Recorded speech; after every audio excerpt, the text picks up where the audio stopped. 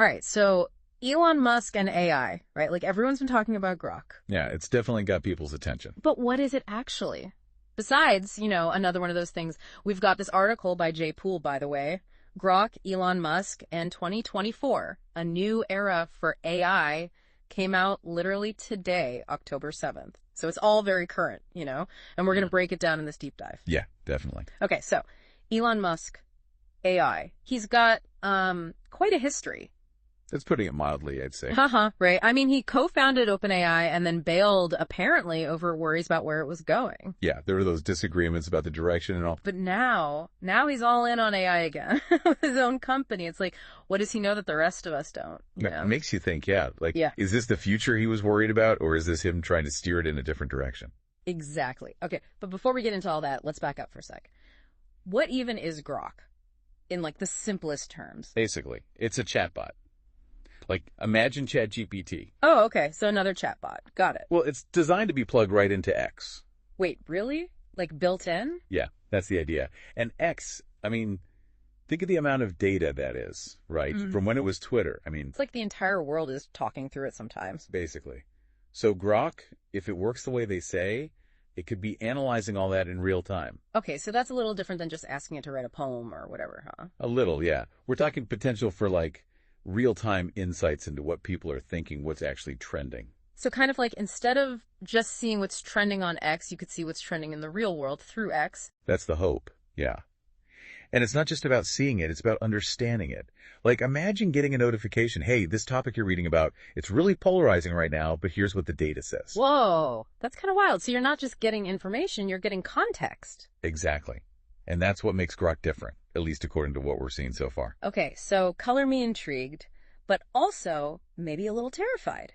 Because if it can do that, what else can it do? A lot. Yeah. Potentially.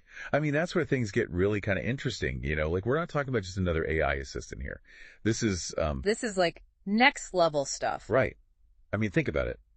It was one of the biggest problems with the internet today. Oh, I could give you a little list of... Fair enough. But one of the big ones is information overload, right? Like, you're constantly bombarded with stuff, and who even knows what to trust anymore? Yeah, it's like you need a filter for your filter. Exactly. And that's kind of what Poole is suggesting Grok could be. Like, imagine instead of doom scrolling through all that noise, you've got Grok, and it's like curating your own personal internet based on what you actually care about and what you already know. Okay, so you're saying it's not just about finding information, it's about finding the right information. Right. Like personalized, contextualized, so you're not wasting time on stuff that's irrelevant or just going over your head. So instead of getting stuck in those comment section arguments that go nowhere, you could actually be getting somewhere. I mean, Poole even talks about how Grok could, like, fact-check stuff for you in real time or even point you to different perspectives you might not have considered. Wow. Okay, if it works, that's actually huge. Yeah. And that's just the news side of it. Think about what it could do for, I don't know, like creative stuff. Like what? Give me an example. So say you're, I don't know, writing a song. You could bounce ideas off it, get feedback on the lyrics, even have it analyze like what's popular in music right now and suggest, hey, maybe try this kind of chord progression. Whoa. Right. Or like, what about education? Imagine kids having access to potentially a personalized AI tutor that can explain things in a way that actually makes sense to them. It does make you think about, like, what does learning even look like in that world? If you've got an AI that can basically teach you anything. Yeah, that's a whole other deep dive right there. Yeah. But that's what's so fascinating about this whole thing, right? Like, we're talking about a tool that could potentially change everything. Yeah, but here's the thing, and maybe this is just me being, like, a little too sci-fi brain here, but... Bring on, I'm listening. What if we get so used to having this, like, super smart AI that does all the thinking for us? What if we forget how to think for ourselves? Oh, I see what you mean. Like, do we become too reliant on it? Exactly. Like, is it making us smarter or is it just making us better at using Grok? Right. Like, it's almost like, is this making us smarter or just, like, lazier? Yeah. Well, that's the thing about any technology, right? Like fire's great, Yeah. But you gotta, Don't play with fire. Exactly. So, yeah, it's powerful, this Grok thing, but it's up to us to use it responsibly. And that starts with, like, not just blindly trusting everything it tells us, Right. Even if it does sound super convincing. Especially them.